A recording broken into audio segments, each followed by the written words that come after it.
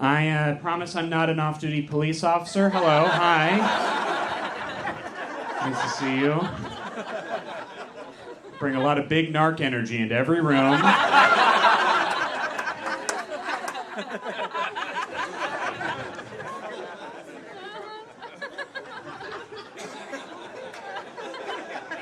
I'll take a late laugh. You laugh when you want to. This is your show. I used to work at a comedy club like this, and someone offered me cocaine, and I was like, oh, no, thank you. I'm here to check your government-issued ID. Yeah, I somehow figured out how to look like a serial killer and the cop looking for him at the same time.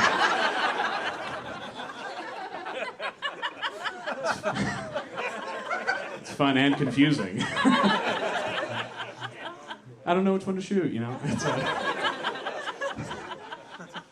Nice to see you guys. I don't know if you guys could tell by everything about me, but I was in high school jazz band, you guys. Yeah. Couple fellow brass players coming in. If you know anything about high school jazz band, you know at the end of the year the students play a concert for their friends and family, and if you're a senior in high school jazz band, you usually get to take a solo. I played the trumpet, but I did not play a trumpet solo my senior year. I convinced my high school jazz band teacher to let me do a scat solo. And I don't know if you've ever had a whole crowd frown at you at once. It's a powerful feeling. I think my dad was the most disappointed because he'd watched me learn how to play this instrument for 8 years and relearn it twice. I learned it in 5th grade the first time. I learned it in 7th grade again when I got braces. Had to change my form. Had to learn again in 8th grade when I got the braces off. This is the pinnacle of my achievement, 3 times over. And I'm walking to the center of the stage with my trumpet, and I put it down and go, I did no research on how to scat. I watched The Jungle Book once. Watched that Louis Prima-ass orangutan dancing around. I want to be like you, dude. I love school. I still work with students. When I'm not doing stand-up, you guys, I am a private tutor. I help students get good grades in their classes, pass the SAT. I've been grateful to help a lot of students get into good colleges. Thank you. They're all 1%ers. I'm not a hero. Most of you were right not to clap. I'm only helping the rich get richer.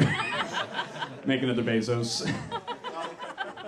So when I couldn't do shows during the pandemic, I was tutoring a lot of students. And it was at the very same time that a lot of things were changing in this country, racially and socially. So I started feeling a lot of white guilt.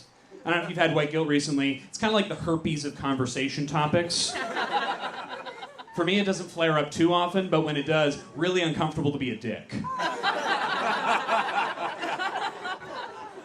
And my white guilt reached its peak when I was tutoring an African-American student about the European colonization of Africa. Yeah, it's a little awkward.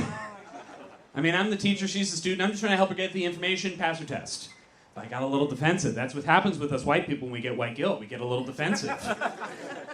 So I wanted to show her the information, but I also wanted to show that I was on her side. Even though I looked like the descendant of all the villains in the story I'm about to tell her. So here's how I played it. All right, we're going to learn about the country of Nigeria. Now, Nigeria was colonized by the English. My people are Scottish.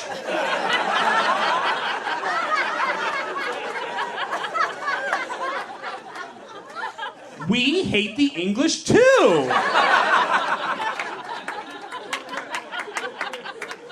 Huh? I basically taught her that Scottish people are the black people of white people, and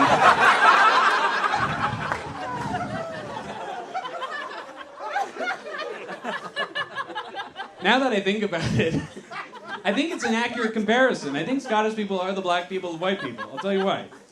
Scottish people, we are trendsetters, like black people. Some of you might be wearing plaid in the crowd tonight. You would not have plaid without Scottish tartans.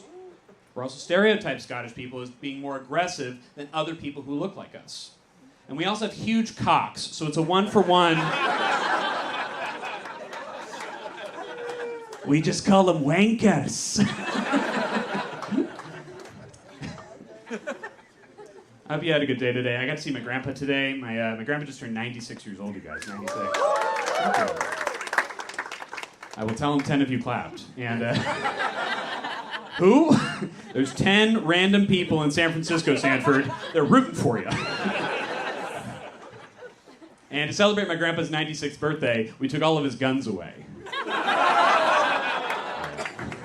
Yeah, I'm from San Francisco. Usually people cheer for that. And they're like, good for you.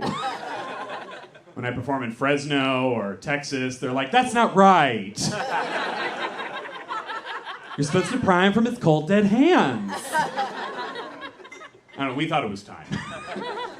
My grandpa's got dementia hard. Yeah. Yeah, we figured we'd empty the stockpile before he forgets who we are, you know?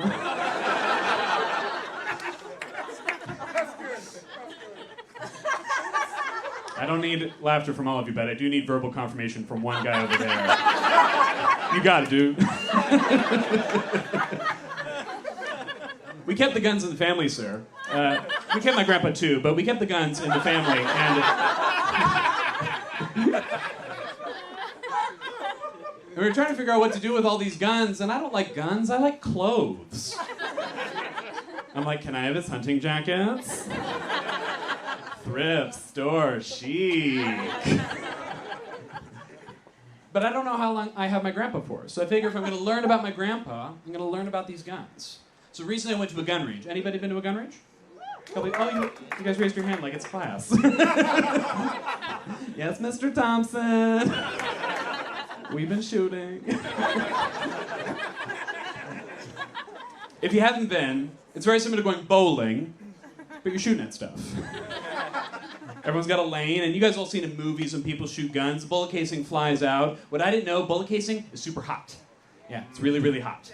So I was in my lane, and the guy in the lane next to me was firing his gun. Bullet casing flew out, and it hit my shirt, and it burnt through my shirt, and it burnt my skin. It made a mark on my stomach. But when it hit me, I thought I had actually gotten shot.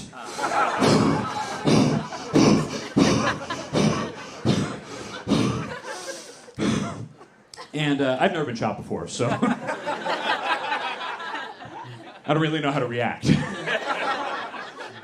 Like, I clutch my stomach like in a Spanish soap opera. I'm just like, Maria. Di a mis padres que los quiero. You guys have been a lot of fun. Thank you very much. My name is Stuart Thompson. Good night.